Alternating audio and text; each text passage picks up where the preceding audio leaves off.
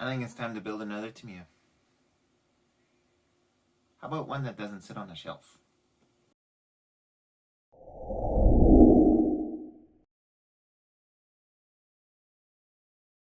What is going on, guys? We are back in the cave, and yes, it is Tamiya Tuesday. Now, the last Tamiya Tuesday I built Project Oddball 1, which you can sort of see sits over there. It actually lives over there because ever since I did the running video, it's sort of where it's been.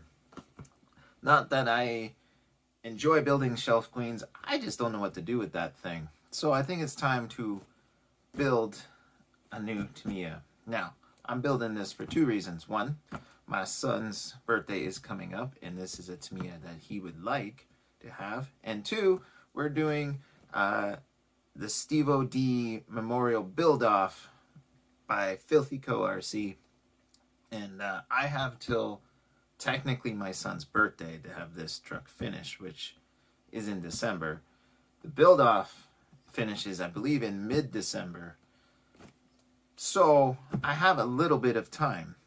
So what do I mean by a Tamiya that's not going to sit on the shelf? Now, I have this thing, and I know not all Tamiyas are shelf queens, but I just find that a lot of Tamiya channels, not bashing any, use their cars for videos, and then they end up on shelves as wall art. I don't understand it, and it's not all Tamiya channels.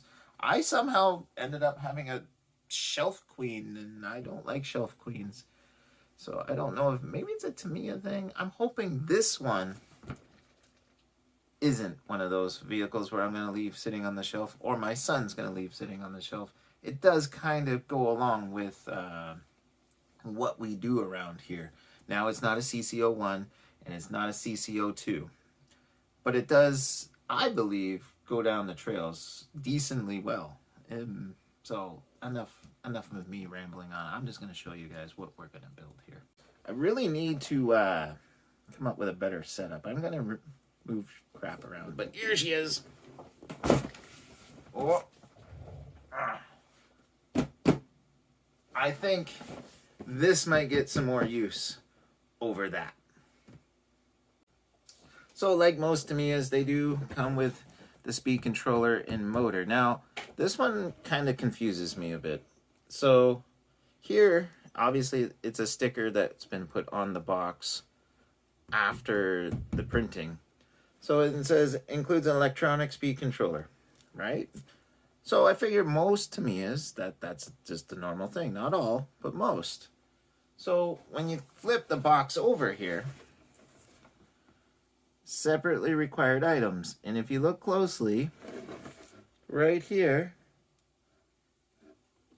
it says ESE. So, is there one in here or not? I'm going to go out on a limb and say there is, because why else would they put the sticker on it? Flip the box the right way, Jake. Come on. So, if not, what am I going to put in here?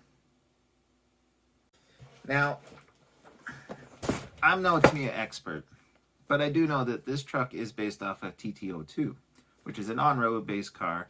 Yes, I know there's buggy versions of it and all that. Why? Why this truck? Well, one, we wanted something for the trails. Rather, my son did. He didn't want another typical truck. Two, winter is coming, so why not get him something with tracks? Now, we do have a TRX4 with tracks in our arsenal of crawlers, so this is going to be interesting to see. This truck, I can tell you right off the bat, will be quicker based on its heritage. Is that the right word? I'm going to say that. There's no portal gears. It's based off a car. I'm going to assume that the gearing maybe is a little different from the car. I don't know. Like I said, not a Tamiya expert. But if there is no speed controller in here, which I'll be very surprised if there wasn't, should we make it more crawler based? So put like the 1080 with the drag brake in it? Or should we go brushless based with a little more gusto. Interesting. Anyways, let's dig in here. I'm going to see if there's a speed controller in here first. I think I might have found something in here in bubble wrap. What do we got? Aha. We do have a speed controller. Now, I know Tamiya just updated their speed controllers in certain models. Don't know if this has a drag brake. Not that it needs one. I'm going to say it doesn't. Because I don't even think the CC01 or CC02 do.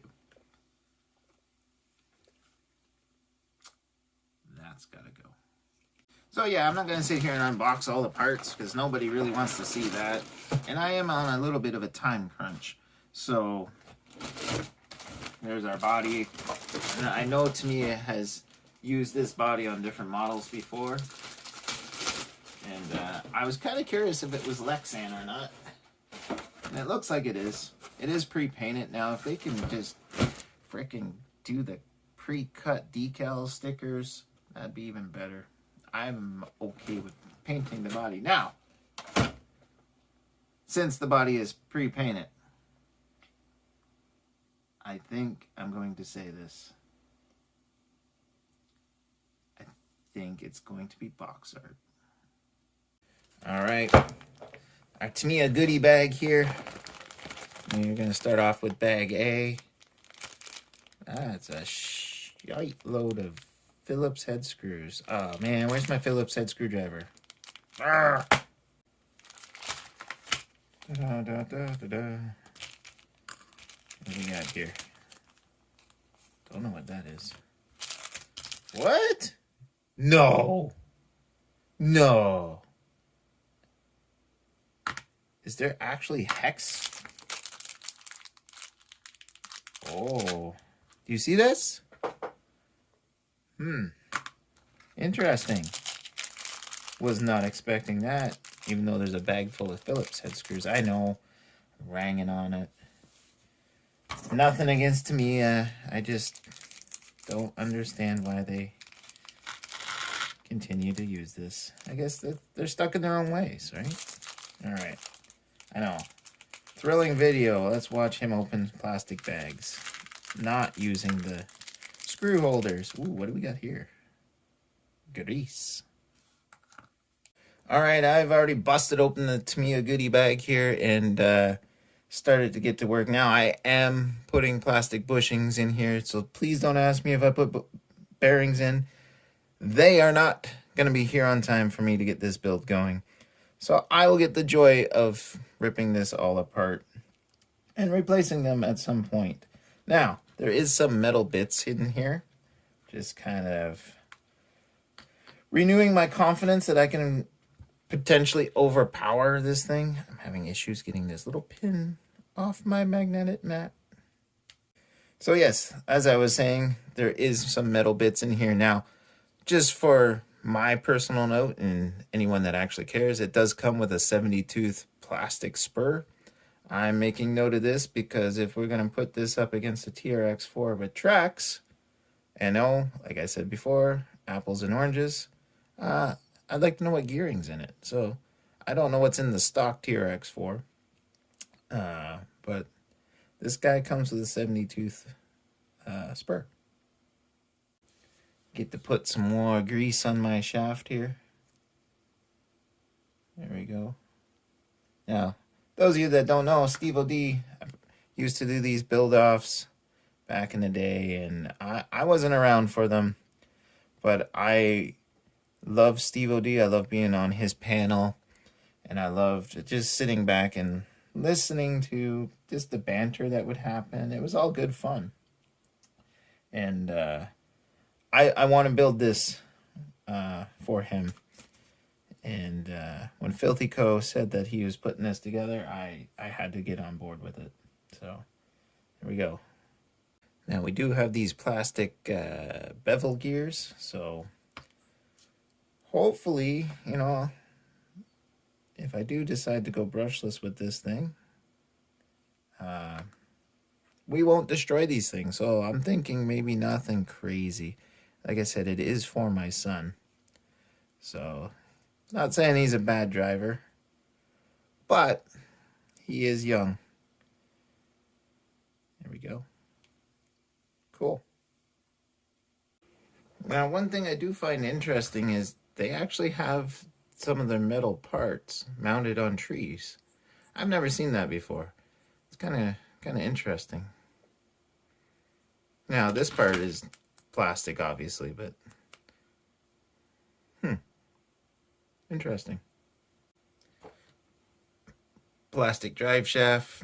Nah, that's gonna have to go. All right, so according to our manual here, this guy goes in here, and then this guy goes like so. And put my bevel gear back on the bend here, and we have a shaft. So, pay close attention to your instructions. I put the wrong bushings. I even hate saying that word on the part I'm building here. I did catch it in time. I also put the wrong gear on the end. But yeah, I am going to rip it apart and put bearings in it. Just for now, these will do.